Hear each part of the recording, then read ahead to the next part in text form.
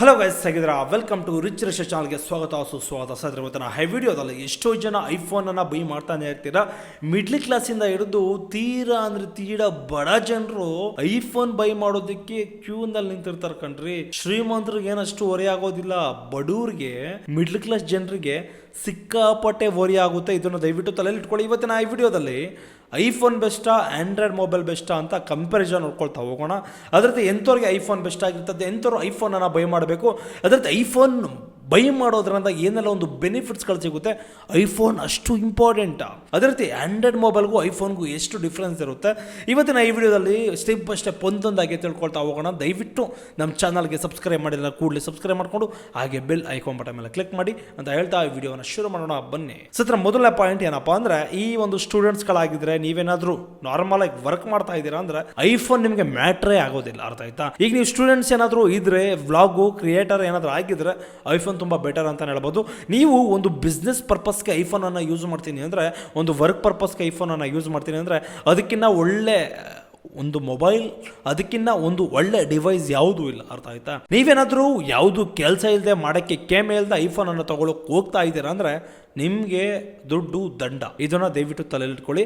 ಇವತ್ತಿನ ಈ ವಿಡಿಯೋದಲ್ಲಿ ಐಫೋನು ಯಾವ ರೀತಿ ವರ್ಕ್ ಆಗುತ್ತೆ ಅಂತ ಕೆಲವೊಂದು ಸರಿ ನಿಮಗೆ ಸಣ್ಣ ಎಕ್ಸಾಂಪಲ್ ಆಗಿ ತಿಳಿಸ್ಕೊಡ್ತೀನಿ ನೋಡಿ. ಸುಮ್ಮನೆ ನೀವು ಯೋಚನೆ ಮಾಡಿ, ಈಗ ಆಂಡ್ರಾಯ್ಡ್ಗೂ ಐಫೋನ್ಗೂ ಇಷ್ಟೇ ಡಿಫ್ರೆನ್ಸು. ನೀವೇನು ಮಾಡ್ತೀರಾ? ಪ್ರತಿದಿನ ಬೆಳಗ್ಗೆ ಎದ್ದರೆ ಏನು ಮಾಡ್ತೀರಾ ಅಂದರೆ ಇನ್ಸ್ಟಾಗ್ರಾಮು, ವಾಟ್ಸಪ್ಪು, ಫೇಸ್ಬುಕ್ ಇಷ್ಟನ್ನ ರೆಗ್ಯುಲರ್ ಆಗಿ ನೀವು ಯೂಸ್ ಮಾಡ್ತೀರಾ ಅಂತಲೇ ತಿಳ್ಕೊಳ್ಳಿ. ಅರ್ಥ ಆಯ್ತಾ?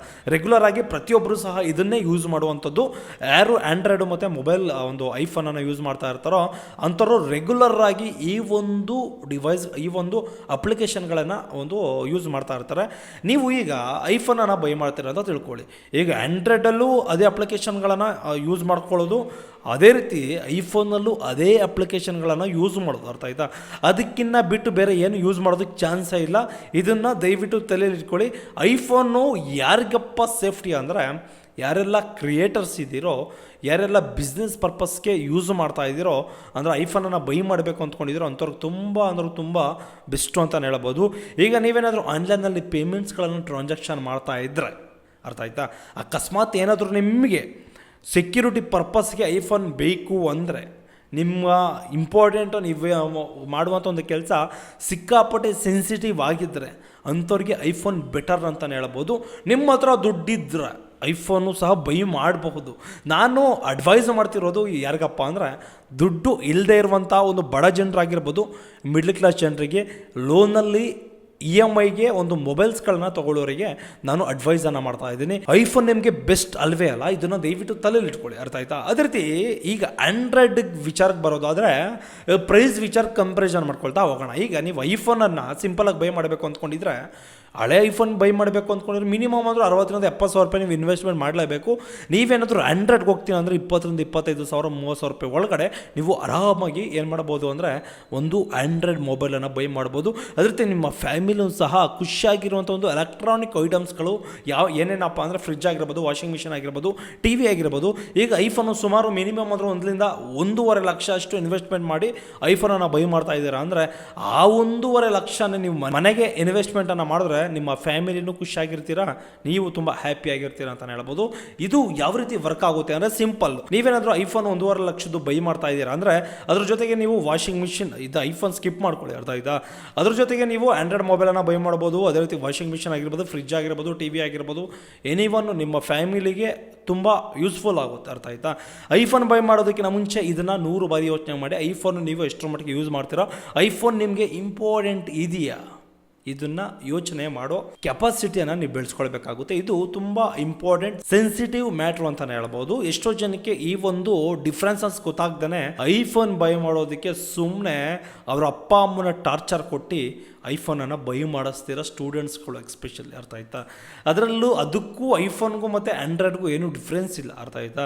ನೀವೇನು ಅಪ್ಲಿಕೇಶನ್ಗಳನ್ನು ಯೂಸ್ ಮಾಡ್ತಿರೋ ಆ ಮೊಬೈಲಲ್ಲೂ ಒಂದೇ ತೋರಿಸೋದು, ಈ ಮೊಬೈಲಲ್ಲೂ ಒಂದೇ ತೋರಿಸೋದು, ಅದಕ್ಕೂ ಮಿಂಚಿ ಬೇರೆ ಏನೂ ಬರೋದಿಲ್ಲ. ಇದನ್ನು ದಯವಿಟ್ಟು ನಮ್ಮ ದಡ್ಡ ಜನರೇ ಅರ್ಥ ಮಾಡ್ಕೊಳ್ಳಿ ಅಂತ ನಾನು ಒಂದು ಅಡ್ವೈಸ್ ಕೊಡ್ತಾ ಇದ್ದೀನಿ ಅಷ್ಟೇ. ಅರ್ಥ ಆಯ್ತಾ? ನಿಮ್ಗೇನಾದರೂ ಬಿಸ್ನೆಸ್ ಪರ್ಪಸ್ ಇದ್ದರೆ ಪದೇ ಹೇಳ್ತಾ ಇದ್ದೀನಿ, ಐಫೋನ್ ತೊಗೊಳ್ಳಿ. ಬಿಸ್ನೆಸ್ ಪರ್ಪಸ್ ಅಲ್ಲ ಅಂದರೆ ಐಫೋನ್ ನಾಟ್ ಯೂಸ್. ನಿಮಗೆ ಅರ್ಥ ಆಯ್ತಾ, ನಿಮಗೆ ಯೂಸೇ ಆಗೋದಿಲ್ಲ.